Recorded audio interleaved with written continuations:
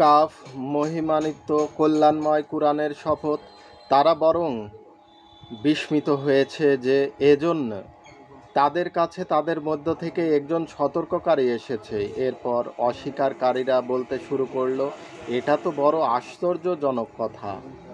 আমরা যখন মরে যাব এবং মাটিতে মিশে যাব তখন কি আমাদের উঠানো হবে? এ প্রত্যাবর্তন তো বুদ্ধি বিরোধী। অথচ মাটি তার দেহে যা কিছু খেয়ে ফেলে তা সবই আমার জানা।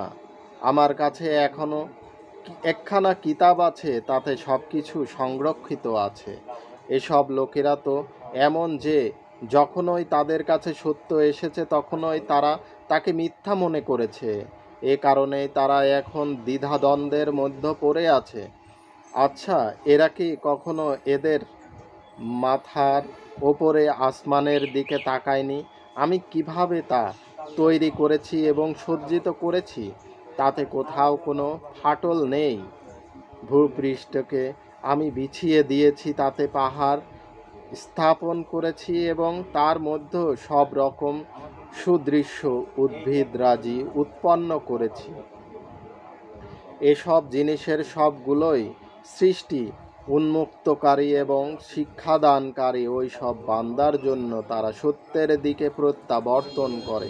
আমি আসমান থেকে বরকতপূর্ণ পানি নাজেল করেছি, অতঃপর তা দ্বারা বাগান ও খাদ্যশস্য উৎপন্ন করেছি। তাছাড়া থরে থরে সজ্জিত ফল ভর্তি কাদি বিশিষ্ট দীর্ঘ সুউচ্চ খেজুর গাছ। এটা হচ্ছে বান্দাদেরকে রিজিক দেওয়ার ব্যবস্থা। এ পানি দ্বারা আমি মৃত্যু ভূমিকে জীবন দান করি। মৃত্যু মানুষের মাটি থেকে বেরিয়ে আসার এভাবেই হবে।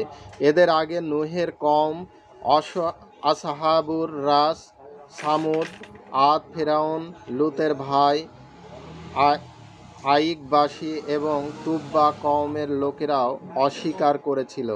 প্রত্যেকে রাসূলের অস্বীকার করেছিল এবং পরিণামে তাদের আমার শাস্তির প্রতিশ্রুতি তাদের জন্য কার্যকর করা হয়েছে। আমি কি প্রথমবার সৃষ্টি করতে অক্ষম ছিলাম? আসলে নতুন করে সৃষ্টির ব্যাপারে এসব লোক সন্দেহ নিপতিত হয়ে আছে। আমি মানুষকে সৃষ্টি করেছি, আর তাদের মনে যেসব কুমন্ত্রণা উদিত হয় তা আমি জানি। আমি তার ঘাড়ের রগের চেয়েও তার বেশি কাছে আছি। আবার এ সরাসরি জ্ঞান ছাড়াও দুজন লেখক তার ডান বা দিকে বসে সব কিছু লিপিবদ্ধ করছে। এমন কোনো শব্দ তার মুখ থেকে বের হয় না যা সংরক্ষিত করার জন্য একজন সদা প্রস্তুত রক্ষণ উপস্থিত থাকে না। তারপর দেখো, মৃত্যু যন্ত্রণার পর সত্য নিয়ে হাজির হয়েছে। এটা সে জিনিস যা থেকে পালিয়ে বেড়াচ্ছিল। এরপর সিংহায় ফুৎকার দেয়া হলো। এটা সেদিন তার ভয় তোমাদের দেখানো হতো। এরপর সিংহায় ফুৎকার দেয়া হলো। এটা সেদিন যার ভয় তোমাদের দেখানো হতো।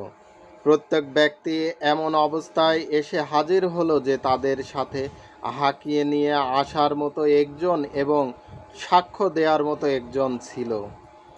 এ ব্যাপারে তুমি অজ্ঞ ছিলে, তাই তোমার সামনে যে আবরণ ছিল আমি তা সরিয়ে দিয়েছি। তাই আজ তোমার দৃষ্টি অত্যন্ত প্রখর। তার সাথী বলল, এ তো সে তার সাথী বলল, এ তো সে হাজির আমার ওপরে যা তদারকির দায়িত্ব দেয়া হয়েছিল।